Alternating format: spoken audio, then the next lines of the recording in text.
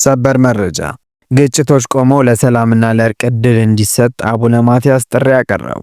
በሌላኛው ሰበር መረጃችን በትግራይ ክልል በደረሰ የመብረቅ አደጋ 3 የአንድ ቤተሰብ አባላት ሞቱ። ሰላም ጤና ይስጥልኝ የቻናሌ ቤተሰቦች፣ ቀደም ሲል ያስደመጥኳችሁን 2 ሰበር መረጃዎች ዝርዝራቸውን የማስደምጣችሁ ይሆናል። እስከ መጨረሻው አብራችሁን ቆዩ።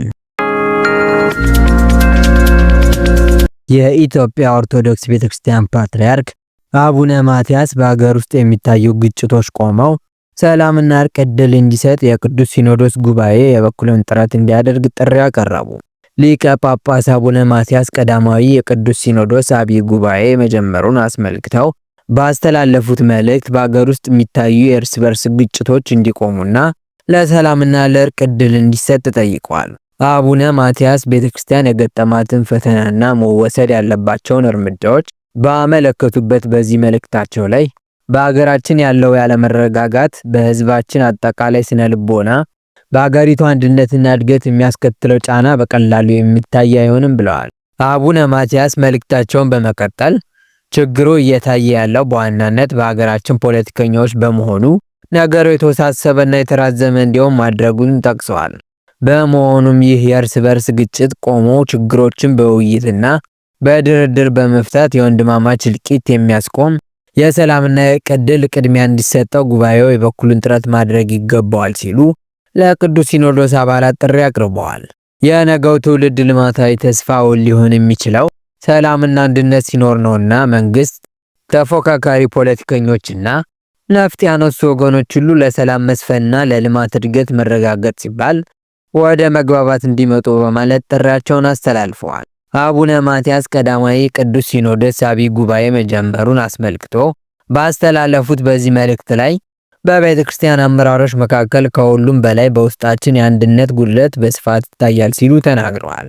ፓትርያርኩ በመልእክታቸው ላይ ታይቷል ያሉት ክፍተት ሲዘረዝሩም ለተሰየምንለት መለኮታዊ ተልዕኮ አንድ ሐሳብ፣ አንድ ቃል፣ አንድ ልብ ሆነን መሰለፍ ያለመቻል ክፍተት እየተንጸባረቀ ነውም ብለዋል። ይህ ክፍተት የእምነቱን ተከታዮች በጥበብና በስልት ለማገልገል አለማስቻሉን የጠቀሱት አቡነ ማትያስ ክፍተቱ የሚዲያ ቀለም መሆኑን ጠቅሰዋል። በእነዚህ አበይት ጉዳዮችና በሌሎች ጉድለቶች ላይ ፈጣን፣ ቆራጥና አዋጭ የሆነ ስራ ካልሰራን ለወደፊት የቤተ ክርስቲያንን ሕልውና ጥያቄ ውስጥ እንደሚከት ተናግረዋል። ከዚህም ባሻገር የአገሪቱ የሰላም ሁኔታ መቀዛቀዝ ተጨማሪ ጉድለት በቤተ ክርስቲያን ላይ እያስከተለ መሆኑን ጠቅሰዋል። በአገሪቱ ባለው የሰላም እጦት የተነሳ የቤተ ክርስቲያኒቱ ተከታዮች የመንፈስና የስነ ልቦና ሰላም ማጣታቸውን የጠቀሱት አቡነ ማትያስ ለሞት፣ ለጉዳት፣ ሀብታቸው ለዝርፊያና ለውድመት መዳረጉንም ዘርዝሯል። ይህም ሁሉ ሆኖ ፍትህን እያገኙ አይደለም፣ አብያተ ክርስቲያናትን በምዕመናን ፍልሰት እየተዘጉም እየተቃጠሉም ነው ሲሉ ቤተ ክርስቲያንና ምዕመኖቿ ላይ እየደረሱ ነው ያሉትን በመልእክታቸው ላይ ጠቅሰዋል።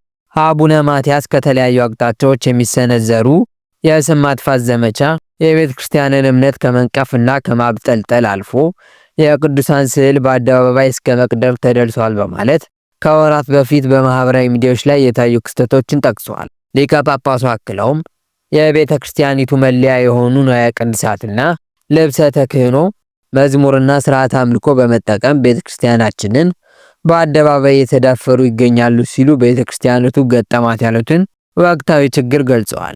ይህ ድርጊት የሀገሪቱን ሕገ መንግስት በቀጥታ የሚጻረር ነው ያሉት አቡነ ማትያስ ሆኖም ግን በሕግ የሚጠይቅና የሚያስቆም አልተገኘም ብለዋል።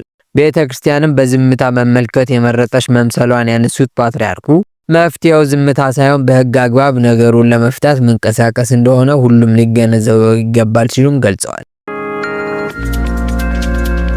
በሌላ ዜና በትግራይ ክልል በሰሜናዊ ምዕራብ ዞን በሚገኘው ዛና ወረዳ ከተጣለ ከባድ ዝናብ ጋር በደረሰ የመብረቅ አደጋ ምክንያት 4 ሰዎች ሕይወታቸው እንዳለፈ ተገለጸ። የዛና ወረዳ አስተዳዳሪ ሙላቴ ሀደጎ እንደገለጹት በመብረቅ አደጋው ምክንያት ከሞቱት ሰዎች መካከል 3ቱ የአንድ ቤተሰብ አባላት ናቸውም ብለዋል። በአደጋው አባት፣ እናትና ወንድ ልጃቸው ሞተዋል ብለዋል።